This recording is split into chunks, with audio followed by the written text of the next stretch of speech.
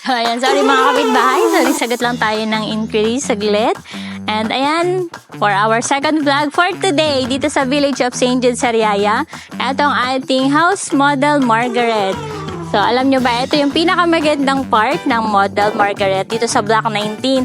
So, bakit ko nasabi? Kasi mga moms, imagine mo dito ka nakatira sa model Margaret na to. And yung ating playground is nandito lang sa harapan ng bahay mo. So, ayan yung mga anak nyo, hindi kayo magwa-worry kung saan maglalaro. Kasi, eto lang siya sa harapan mismo ng ating mga model Margaret. So, ayan, tingnan natin kung ano magiging itsura ng bahay ninyo dito sa Village of St. Jude, Sariaya kapag nag-avail kayo ng Margaret Unit. Tara! So, ito po ang ating Margaret Unit ay 2 bedrooms po. Ayan. So, ito yung ating first bedroom and second bedroom. So, drywall din po yung ating partition dito sa Margaret. So, bakit po? Kasi po, minsan po kapag tina-turnover namin yung unit, si client po mas gusto niya na isang kwarto na lang muna or kaya ina-expand pa niya yung bedroom. So, at least hindi siya masyadong mahirap baguhin kapag naka-drywall pa yung ating partition. So, ayan.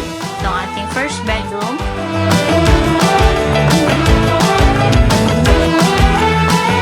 So, ito namang second bedroom po. Meron pa rin siyang ventilation yan. Kung nakita niyo po dun sa taas, meron pa tayong mga bintana po dyan. So, para meron pa rin tayong liwanag dito sa loob. At saka yung hindi siya masyadong kulong yung ating bedroom 2. So, dito naman po sa likod yung ating kitchen. Naka-U-type kitchen po tayo dito. Naka-tiles na rin. And sa lahat ng units po dito po sa Village of St. Jude, Sariaya, meron po tayong skylight na tinatawag. So, natural lighting po yan. Para po sa maghapon, hindi na po natin kailangan gumamit ng ilaw or kuryente. And ito po ang ating toilet and bath. Kagandahan po ng mga toilet and bath po natin dito sa St. Jude is naka-full tiles po talaga siya. So, ito po ang ating toilet and bath with shower. Kompleto na rin po dito tayo sa CR. So, ito mga kapitbahay ang ating house model Margaret. Sa mga interesado po, complete your requirements po and i-assist po namin kayo sa mga process.